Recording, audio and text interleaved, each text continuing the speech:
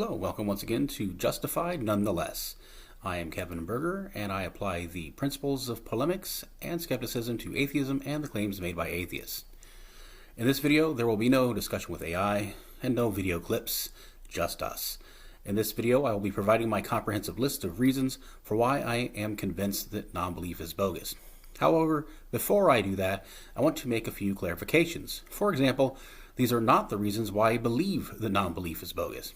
Now, you may wonder what exactly I mean by that. How can this be my list of reasons why I'm convinced that non-belief is bogus and not be the reasons why I believe that? And I think this might be why it seems there is some disagreement. I think that those who express non-belief and I are talking past one another because we're using the word belief in two different ways. When I use the term belief, I use it in the sense of being more likely to be true than untrue. That consideration, and that's it.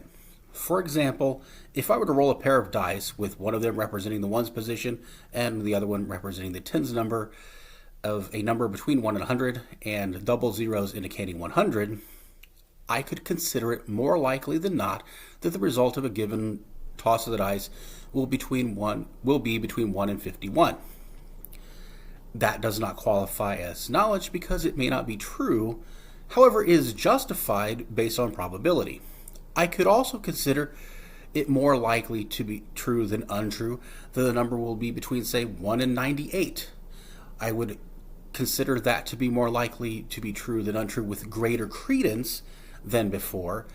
However, both of them constitute belief because both of them are situations in which I consider one result to be more likely to be true than another result.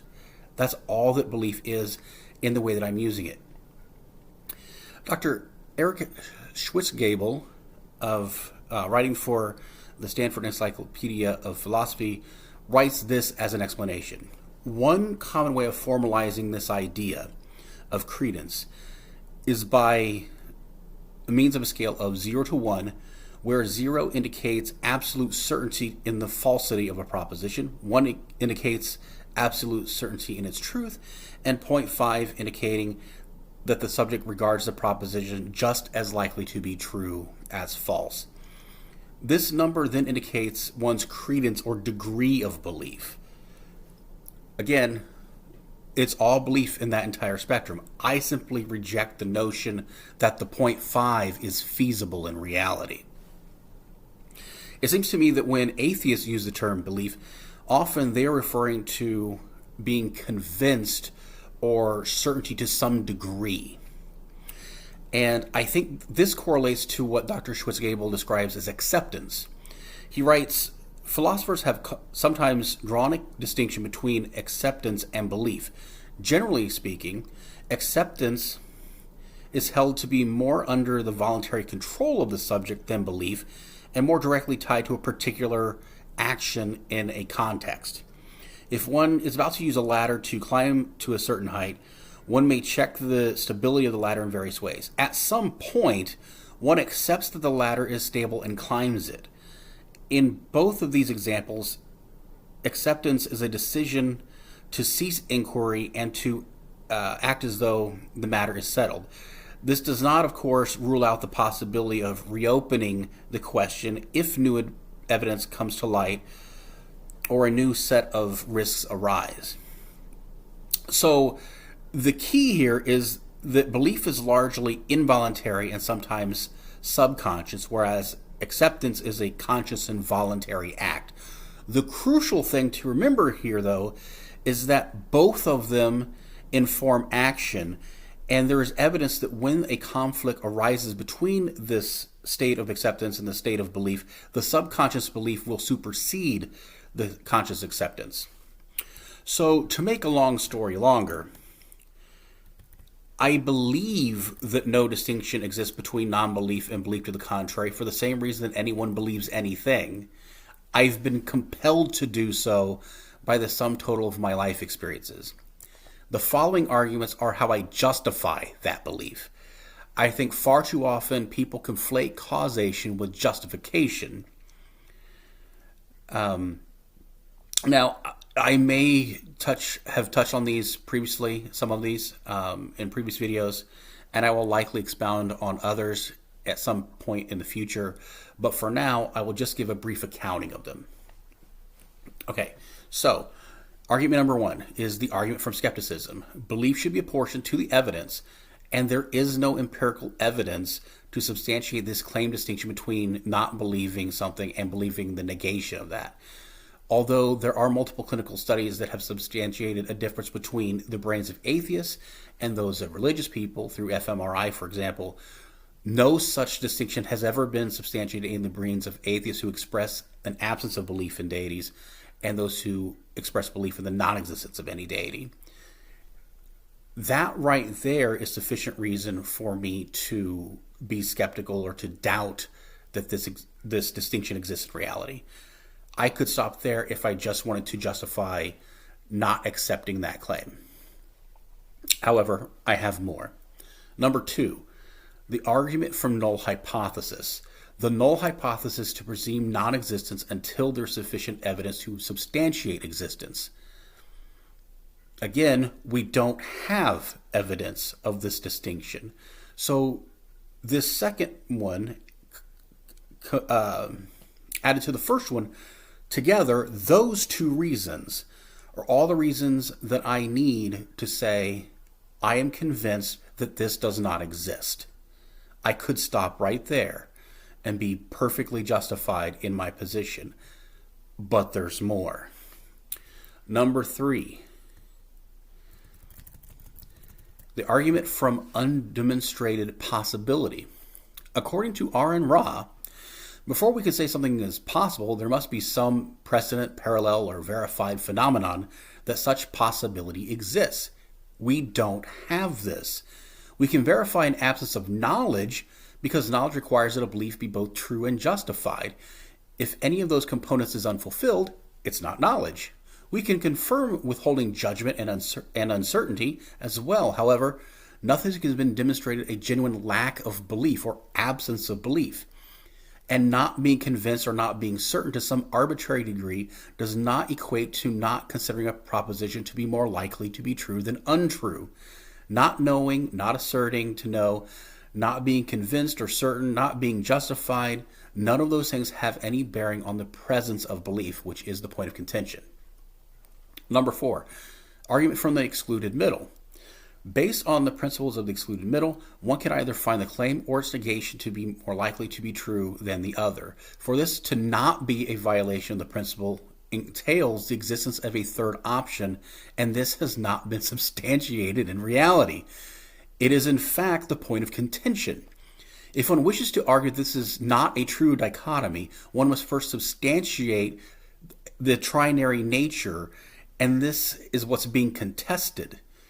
While we can agree that not believing P does not mean that one is convinced of the negation of P, being convinced is not what constitutes belief. What constitutes belief is the consideration of the proposition to be more likely to be true than untrue. Period.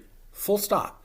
Not believing P does not mean that one believes not P is the claim, and this claim remains unsubstantiated.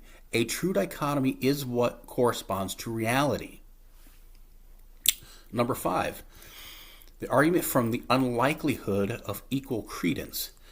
Because any disparity whatsoever between the degree of credence granted to these binary propositions, however infinitesimal, constitutes belief in the proposition to which the greater degree of credence is lent, having no belief in either P or the negation of P entails a maintenance of perfect equilibrium in the credence lent to both of them, which is unlikely, if not impossible, to occur in reality.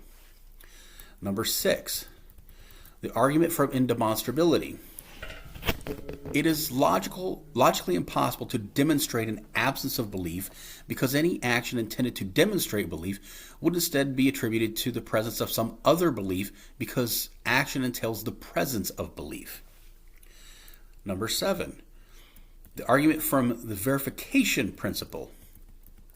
According to the verification principle, which acts as an inverse of the principle of falsifiability, A statement is only meaningful if it is either empirically verifiable or a truth in logic.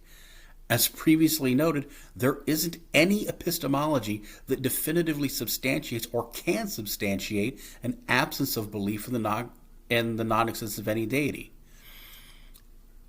It's logically impossible to substantiate because since belief is the product of electrical impulses and chemical reactions in the brain, the presence of the same indicates the presence of belief. And if we do not have the capability to positively identify specific beliefs, we can't rule out the possibility that the presence of those electrical impulses and chemical reactions denotes that particular belief, and the complete absence of any of those chemical reactions and electrical impulses denotes brain death. Number 8, the argument from doxastic involuntarism. While one can withhold judgment, this admission that one does not know does not constitute an absence of belief. It only substantiates agnosticism, a lack of knowledge. And according to the accepted model for the formation of belief, one cannot simply choose what one believes or does not believe. This renders the justification or the desire to believe or not believe irrelevant as it pertains to the formation and presence of belief. Number 9, the argument from willful action.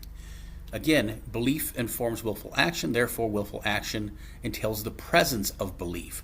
Those who express an absence of belief do take willful action, and the presence of belief holds more explanatory power for their actions, whereas a genuine absence of belief does not. Number 10, the argument from corresponding action. The actions of those who express an absence of belief in any deity tend to correspond with those who express belief in the non-existence of any deity. It is reasonable then to infer from this and from the act that willful action entails the presence of belief that they too believe that no deity exists, even if they do not endorse that belief or flatly deny it. Number 11, the argument from necessity.